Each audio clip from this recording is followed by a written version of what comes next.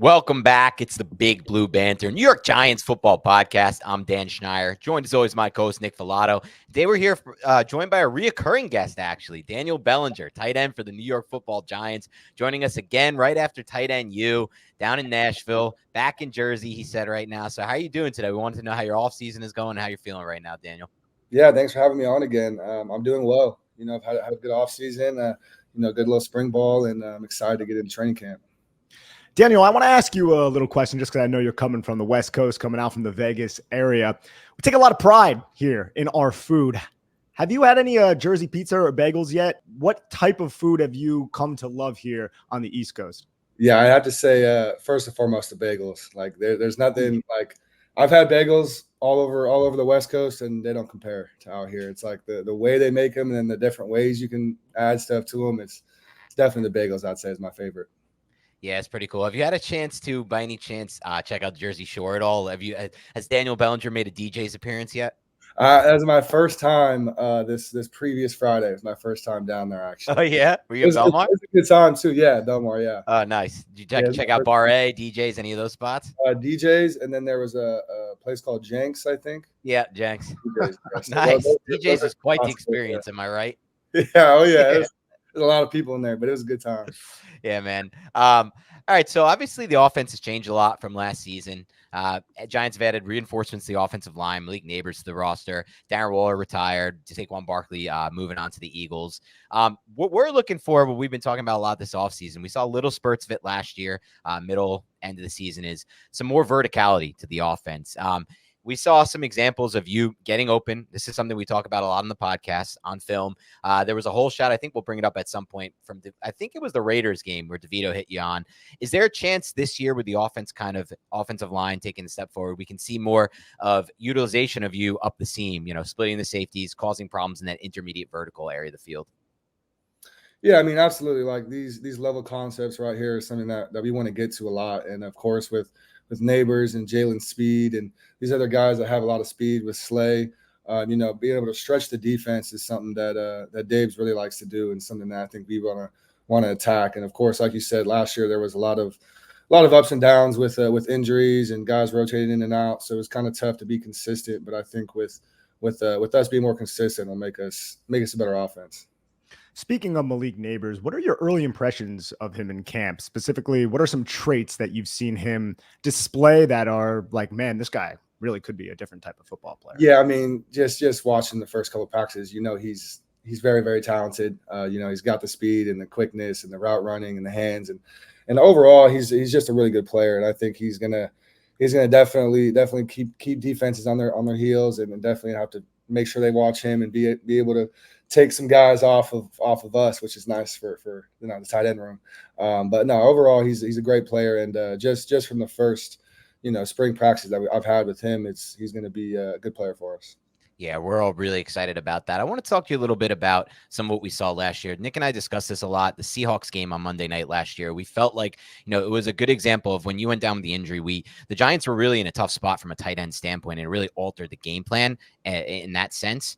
Now, we talk a lot about the blocking in the passing game. I want to know about the blocking in the run game as a tight end, because you're going to have a different style running back in with Saquon Barkley going to Devin Singletary potentially as the lead, maybe Tyrone Tracy, maybe Eric Gray. How does it, as a tight end, is there a different style? Like when the running back has a different style of running the football, the pacing behind line of scrimmage, things of that nature, do you have to alter your blocking, or is it kind of the same? I mean, not necessarily. Obviously, with a guy like Saquon, he makes it a lot easier because if you say you don't have the best block or the best leverage, he can make you right. But the running backs we have now with Devin, they're great guys. I mean, I think they can fill that role that we need, and I think that obviously Saquon being the player he is tough to lose him.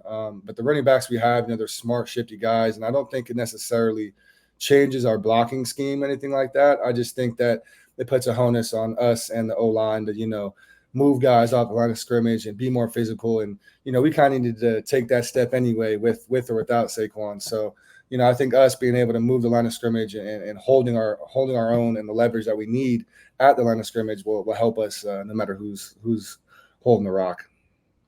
Last year before training camp, tight end coach Andy Bischoff, who is now with the Chargers, stated that you were leaps and bounds ahead of where you were from your rookie season. That's no surprise, but we want to ask, what is something specific that you learned and applied to your game during your second season?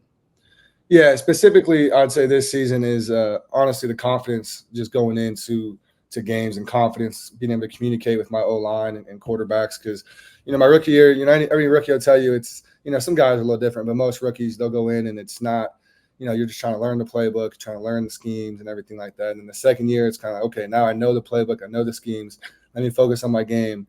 And of course, you have to focus on your game each year. But for me, this third year, it's really just confidence. I think my confidence going into practices, going into games, and being able to communicate with the O-line and be able to say like, hey, I need to do this to get here, or hey, DJ, where do you need me here? I'm gonna be in this spot right here. If this is what you want, let me know. Like just being able to have the confidence to kind of communicate certain things that first and second year guys are more apprehensive to communicate. I would say is definitely the biggest step I've taken. One thing I wanted to discuss with you, Daniel, is I know in the offseason you like to you do a lot of extra work with players and for example, tight end you, which we might talk about in a second. But one thing I heard is that you worked with Sam Laporta in Southern Cal this offseason. Can you talk a little bit about what you guys may have learned working with each other and like what specific areas of game you were working on during that time? Yeah, I just, had a great opportunity to work with him. We both got with the same guy in San Diego, and, being able to discuss with him just how he, as a rookie and I was a rookie, and kind of just discuss like how we saw things as a young perspective. Because, when I talk to George and Kelsey, it's like, okay, these guys are 8, 9, 10 years in the league. Okay, their perspective is obviously important, but it's a little different than when you're just now getting into the league. So I think the biggest thing that I worked with Sam was like, Sam, like, how are you approaching these games? Like, how do you guys approach it as Detroit Lions, like compared to how we approach the games? And basically just kind of seeing how he likes to attack different offenses. And it's different from how Kelsey likes to approach it, because, him and Mahomes have a different thing than what me and DJ have and what him and Goff have. And it's like, well, listen, like Sam, like, how do you coming up to the line, like what are you seeing? And then how are you approaching it? And then taking my point of view and being, okay, now I can see how you do it compared to how I do it, and kind of mix match the games, I guess, is how we kind of like to talk about it. Collecting as much knowledge as possible. The Giant fans are going to love to hear that, Daniel Bellinger. You ever feel sluggish or out of focus? Are you stressed? Has your digestive system caused discomfort or flatulence like a certain co-host on this podcast during a live stream? If so, you should check out AG1.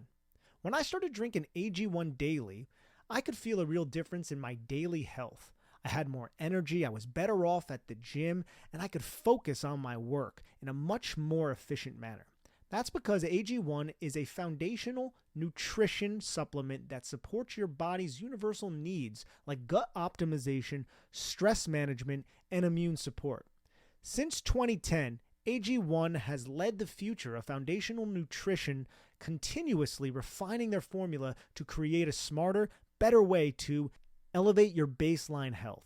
Not only did I replace my multivitamin with AG1, but I love that every scoop also includes prebiotics, probiotics, and digestive enzymes for gut support. I recommend AG1 to all my family and friends because AG1 has a team of doctors and scientists that formulate around the latest science and maintains high quality standards within the industry. Even my friends have started drinking AG1, and they always tell me how energetic they feel and how it's helped them out at the gym, and also it's helped them manage their stress levels. That's why we're happy to have AG1 as our partner. If you want to take ownership of your health, it starts with AG1. Try AG1 and get a free 1-year supply of vitamin D3, K2, and 5 free AG1 travel packs when you first subscribe. Go to drinkag1.com/banter. That's drinkag1.com/banter to check it out. Our mental and physical well-being is of the utmost importance. Whether you're a world-class athlete or a podcaster like me, we all need to take that very seriously. That's why I'm excited that Unified Healing is sponsoring this episode of the Big Blue Banter podcast. Unified Healing is a new and super innovative global network of wellness centers powered by Energy Enhancement System, or EE System. If you haven't heard of the EE system yet, you'll want to listen up. This technology promotes wellness, deep relaxation, purification, and rejuvenation. Whether you're here in New York, New Jersey, Arizona, if you will, or hundreds of other locations across the globe, access to a center is easy and affordable. Interested in experiencing the EE system technology for yourself? Go to unifiedhealing.com/banter to learn more and find a center near you. That's UNIFYD healing.com/banter. No material or testimonials on the Unified Healing website are intended to be viewed as medical advice or a substitute for professional medical advice, diagnosis, or treatment. Always seek the advice of your physician or other qualified healthcare providers with any questions you may have regarding a medical condition or treatment. And before undertaking a new healthcare regimen, include EE system. Dan mentioned that you attended Tight End University. I'm sure that's another experience where you can just collect as much information as possible. Can you tell our audience what you experienced at your third consecutive season at Tight End University? Yeah, I mean, it's definitely a great opportunity for any young tight end to get in there and just chop it up with some of these Grizzly vets, and just their journeys is kind of the first thing you get to experience and be like, hey, how did you get here? What is this like compared to 5-6 years ago in the league, and how the tight end role really kind of evolved. And you talk to guys like Dallas Clark and Greg Olson, who are just football fanatics and love to they can talk your ear off about the game 24/7 if you'd like. And for a guy like me, I think that's huge, because it's not just like, obviously you have to physically do it, but being able to see and hear it from them and how they approach it is I feel like night and day compared to some places you're at. Just being able to have the opportunity to really watch the film with them, I think, is the best part, because we get into the film room in the school, and then we get on the field, and the field is important, but I think the most important aspect is when we get in the film room and we get to see how they approach film, and how different offenses like to do different things. But being able to see how, like Kelsey, how he's evaluating film and how he's evaluating the coverage, and then this year George got to go up there and talk about a little bit more pass protection, which I thought was helpful, because I was a little bit in more pass protection last year, and so listen to him and how he talks about technique and stuff, I thought was very helpful. That's really interesting, Daniel. I didn't even, just thinking about the different ways that kind of the proven veterans have, looked at the film, interpret film.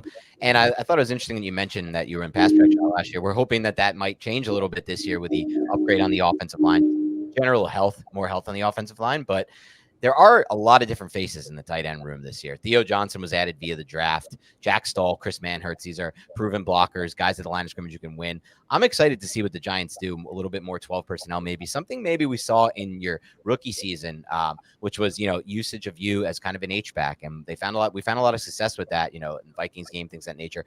What's kind of your early impressions on the three new guys in the tight end room? Yeah, I like him a lot.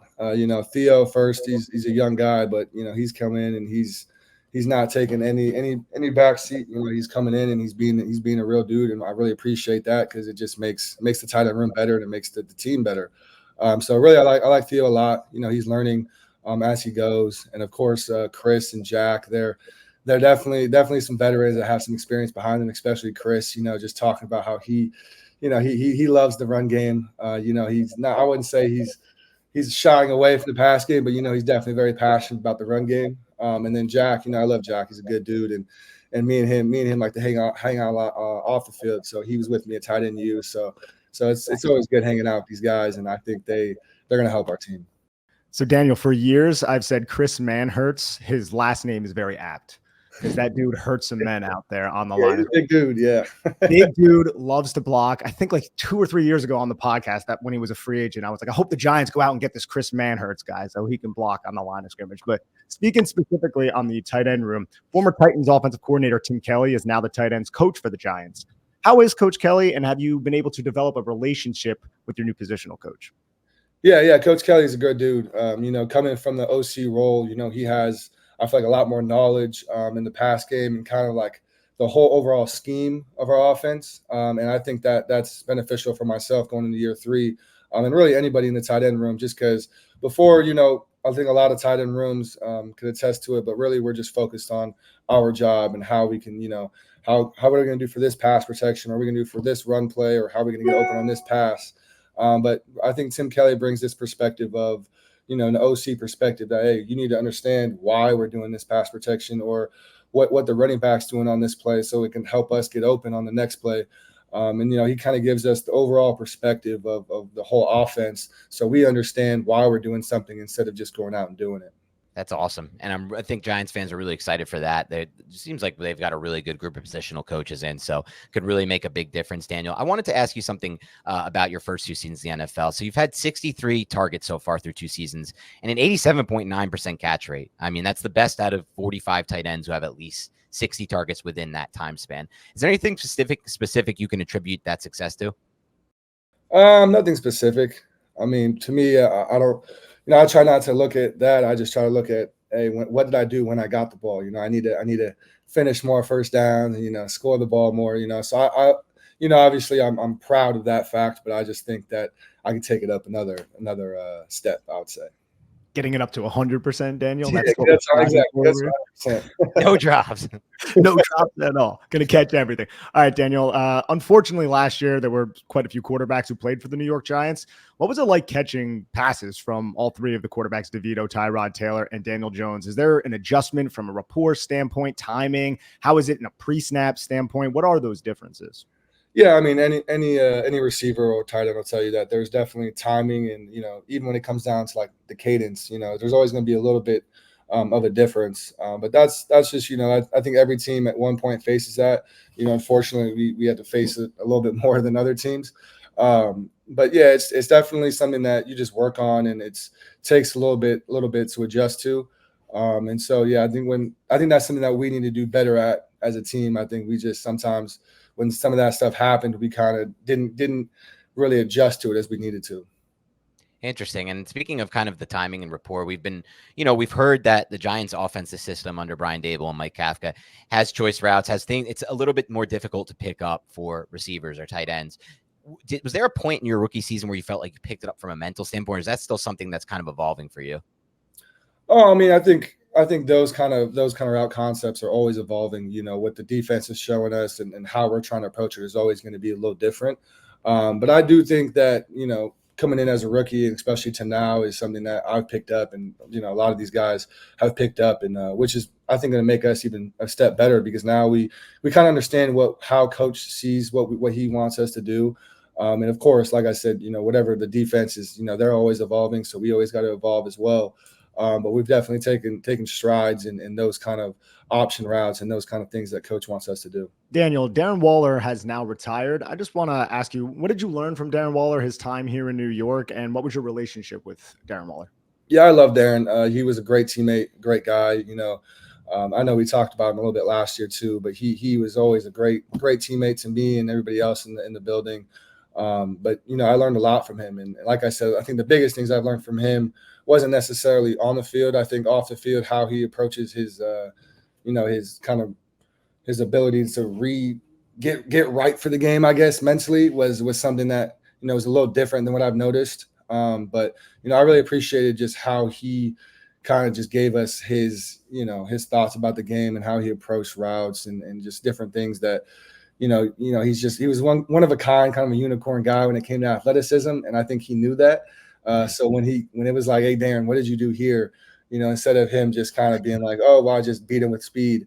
It's like, instead of just giving us like the athletic answer, which he could have done, he gave us real life answers, and he really kind of put us in the perspective of his mind and how he approached the game. And I think that's what I'll take away from him, and I appreciate it from him.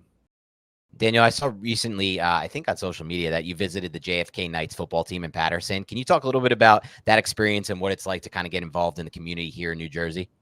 Yeah, absolutely. Yeah, I had about $6,000 left in this Nike deal I had, and I don't really need any more shoes or anything like that. So I kind of reached out to Ethan on our team. I was like, hey, listen, like, what's a team that kind of really needs something that can give them a little bit of a boost, or something that give them a little bit more of something else instead of just what they have going on right now. And he reached out to the Knights and was telling me how they weren't doing the best the last few years, and I was like, yeah, let's give them as many shoes and cleats, whatever they need.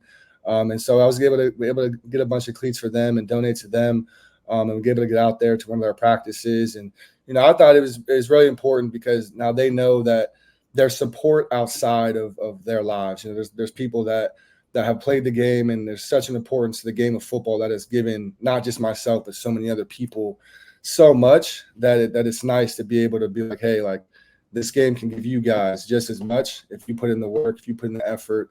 Even if something as small as donating some cleats can help a kid be like, you know what, I do have an opportunity, even if I don't think I do, but it gives them hope, I guess. And I think that's the most important part of like community and giving back to the community.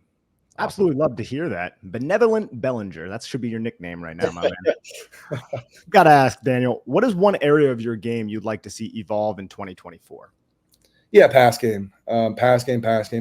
I think, I feel so ready to kind of open up and give more to the Giants and give more to the team. And so I think that's something that I've been focused on and trying to evolve and trying to pick up, because I just know that Daves wants to do it. I know us as an offense could be so much more dangerous if we can open that up some more. So that's something that I definitely want to take a step at.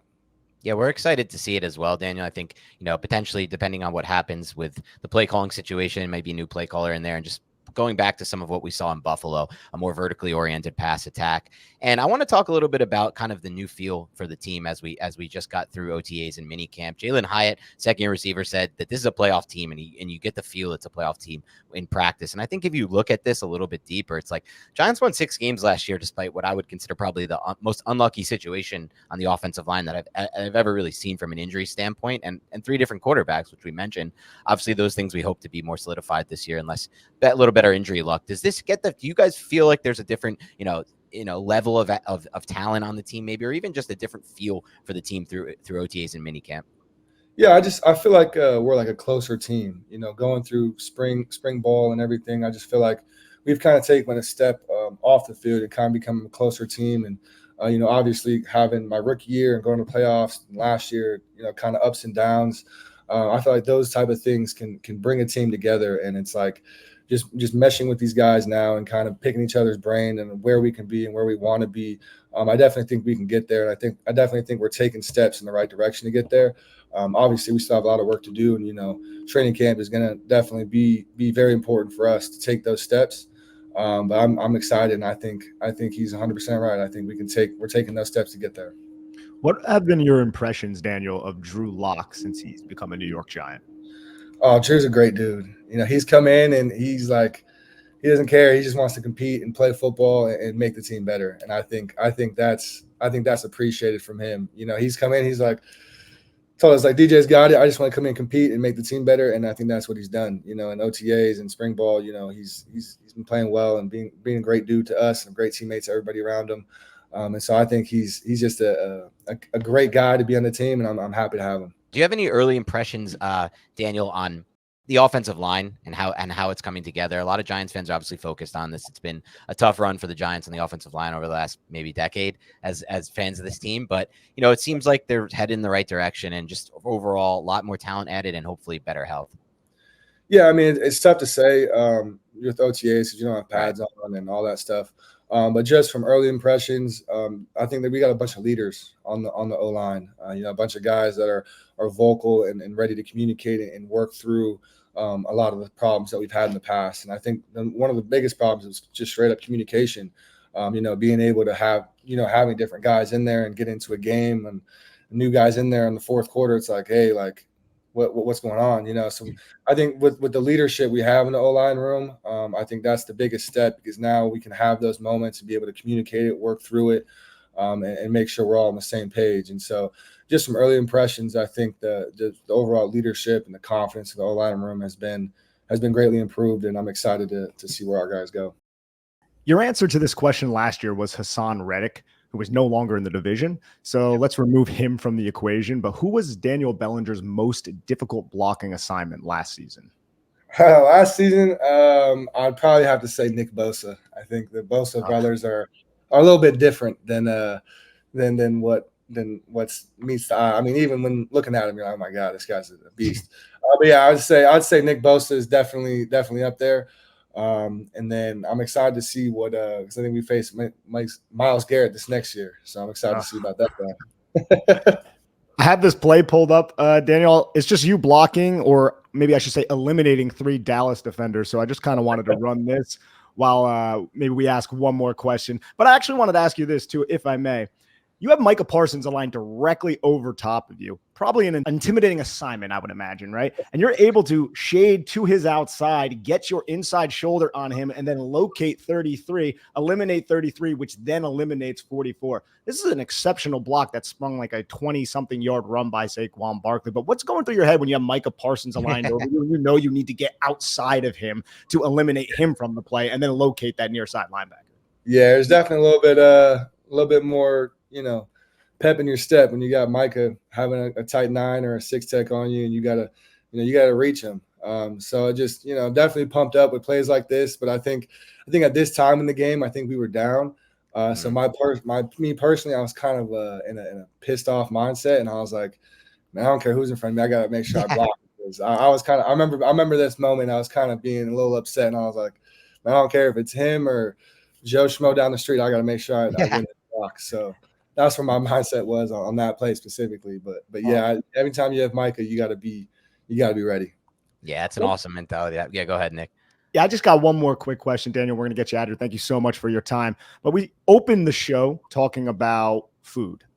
So, Tommy DeVito, have you had his mother's chicken cutlets yet?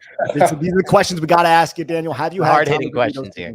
I haven't had them yet. And I'm disappointed to say that because obviously they're pretty good. So I gotta get my boy and try those. But I'll let you know once I have them. That's awesome, Daniel. And thank you so much for taking the time. We've in the past been accused by 1 or 2 people in the comments of being Daniel Bellinger truthers. But if you watch the tape and you see what we just put up, plays like that against the Cowboys, it's obvious to see why when you actually take the time and watch the tape. So we're excited to have you back for year 3.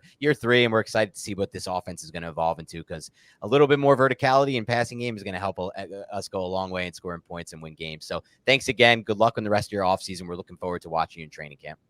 Absolutely, man. Thank you guys. Appreciate it.